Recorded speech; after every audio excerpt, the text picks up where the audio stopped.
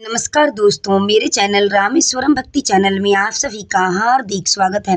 दोस्तों, आज मैं आप सभी को इस वीडियो में कार्तिक माह के तृतीय अध्याय की कथा सुनाने जा रही हूँ। आप सभी लोग ध्यान पूर्वक श्रवण कीजिए। बोलिए तुलसी मैया की जय। आज से आप मेरे चैनल पर नित्य प्रति कार्तिक माह के महात्म्य की कथा को हर एक अध्याय सुन सकते हैं।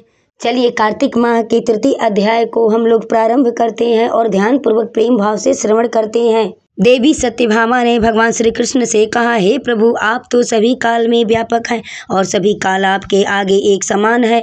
फिर यह कार्तिक माह ही सभी माहों में क्यों श्रेष्ठ है? आप सब तिथियों में एकादशी और सभी मासों में कार्तिक मास को ही अपना प्रिय क्यों मानते हैं? इसका कारण बताइए। भगवान श्री कृष्ण जी कहते हैं, हे भामिनी, तुमने बहुत अच्छा प्रश्न किया है। मैं तुम्हें इसका उत्तर देता हूँ, ध्यान पूर्वक सुनो। इसी प्रकार एक बार महाराज बेन के पुत्र राजा पृथ्वी ने प्रश्न के उत्तर में देवर्षि नारद जी से प्रश्न किया था और जिसका उत्तर देते हुए नारद जी ने उसे कार्तिक माह की महिमा बताते हुए कहा, हे राजन, एक समय शंख नाम का एक राक्षस बहुत बलवान एवं अत्याचारी हो गया था। उसके अत्याचारों से तीनों लोकों में त्राही त्राही मच गई थी। उस शंखासुर ने स्वर्ग में निवास करने वाले देवताओं पर विजय प्राप्त कर इंद्रादि देवताओं एवं लोकापालों के अधिकारों को छीन लिया था। उससे भयभीत होकर समस्त देवता अपने परिवार के सदस्यों के साथ सुमेरु पर्वत की गुफाओं में बहुत दिनों तक छिपे रहे। तत्पश्चात वे निश्चिंत होकर सुमेरु पर्वत की गुफाओं में ही रहने लगे। उधर जब शंखासुर को इस बात का पता चला कि देवता आनंद पूर्वक सुमेरु पर्वत की गुफाओं में निवास कर रहे हैं, तो उसने सोचा कि ऐसी कोई दिव्य शक्ति अवश्य है जिसके प्रभाव से ये अधिकारहीन देवता अभी भी बलवान है। सोचते सोचते वह इस निर्णय पर पहुंच गया कि वेद मंत्रों के बल के कारण ही देवता बलवान हो रहे हैं। यदि इनसे वेद छीन लिए जाए तो ये बलहीन हो जाएंगे। ऐसा विचार करके शंखासुर ने ब्रह्मा जी के सत्यलोक से शीघ्र ही वेदों को हर लिया। उसके द्वारा ले जाते हुए भय से उसके चंगुल से सभी वेद निकल भागे और जल में समा गए। शंखासुर ने वेद मंत्रों तथा बीज मंत्रों को ढूंढते हुए सागर में प्रवेश किया, परंतु न तो उनको वेद मंत्र मिले और न ही बीज मंत्र मिले।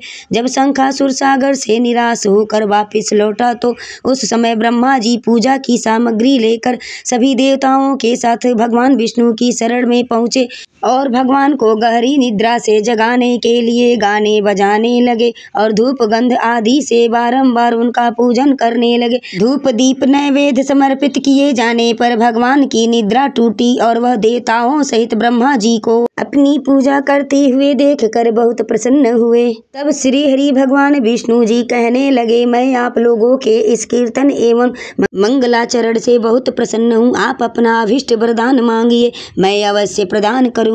जो मनुष्य अश्विन माह शुक्ल पक्ष की एकादशी से लेकर कार्तिक माह की देवउठनी एकादशी तक ब्रह्म मुहूर्त में उठकर मेरी पूजा करेंगे, उन्हें तुम्हारी ही भांति मेरे प्रसन्न होने के कारण सुख की प्राप्ति होगी। आप लोग जो पाद्य अर्घ आचमन और जल आदि सामग्री मेरे लिए लाए हैं, वे अनन्य गुणों वाली होकर आपका कल्याण करेंगी। शंखासुर के द्वारा हरे गए छीने गए संपूर्ण वेद जल में स्थित है। मैं सागर पुत्र शंखासुर का वध करके उन वेदों को अभी ला देता हूँ। आज से मंत्र बीज और वेदों सहित मैं प्रतिवर्ष कार्तिक माह में जल में विश्राम किया करूँगा। भगवान श्री हरि विष्णु जी कहने लगे, अब मैं मत्स्य का रूप धारण करके जल में जाता हूँ। तुम सब देवता भी मुनीश्वरों सहित मेरे साथ जल में आओ। इस कार्तिक मास में जो श्रेष्ठ मनुष्य प्रातः काल स्नान करते हैं, वे मनुष्यों को कार्तिक माह स्नान करने से यज्ञ के बराबर फल की प्राप्ति होती है। हे देवेंद्र, कार्तिक मास में व्रत करने वालों को सब प्रकार से धन, पुत्र पुत्री आदि देते रहना और उनकी सभी आपत्तियों से रक्षा करना। हे धनपति कुबेर, मेरी आज्ञा के अनुसार तुम उनके धन धान्य की वृद्धि करना, क्योंकि इस प्रकार का आचरण करने वाला मनुष्य मेरा रूप धारण करके जीवन मुक्त हो जाता है। जो मनुष्य जन्म से लेकर मृत्यु पर्यंत विधि पूर्वक इस उत्तम व्रत को करता है, वह आप लोगों का भी पूजनीय है। कार्तिक माह शुक्ल पक्ष की एकादशी तिथि को तुम लोगों ने मुझे जगाया है, इसलिए यह तिथि मेरे लिए अत्यंत प्रतिदायिनी और माननीय है। हे देवताओं, यह दोनों व्रत नियम पूर्वक करने से मनुष्य मेरा सानिध्य प्राप्त कर लेता है। इन व्रतों को करने से जो फल मिलता है वह अन्य किसी व्रत से नहीं मिलता।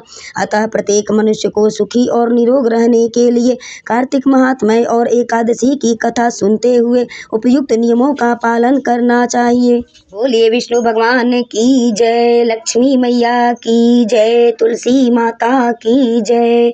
तो दोस्तों, अगर हमारी कथा आपको अच्छी लगी हो तो वीडियो को लाइक करें, चैनल को सब्सक्राइब करें, शेयर करें, कमेंट्स बॉक्स में जय माँ लक्ष्मी, जय माँ तुलसी अवश्य लिखें। दोस्तों, ऐसे ही वीडियो पाने के लिए, कार्तिक माह के हर एक अध्याय की कथा सुनने के लिए आप हमारे चैनल से जुड़े रहिएगा। प्रतिदिन आपको कार्तिक माह के हर एक अध्याय की कथा श्रवण करने का अवसर प्रदान होगा। वीडियो में लास्ट तक बने रहने के लिए आप सभी को दिल से धन्यवाद।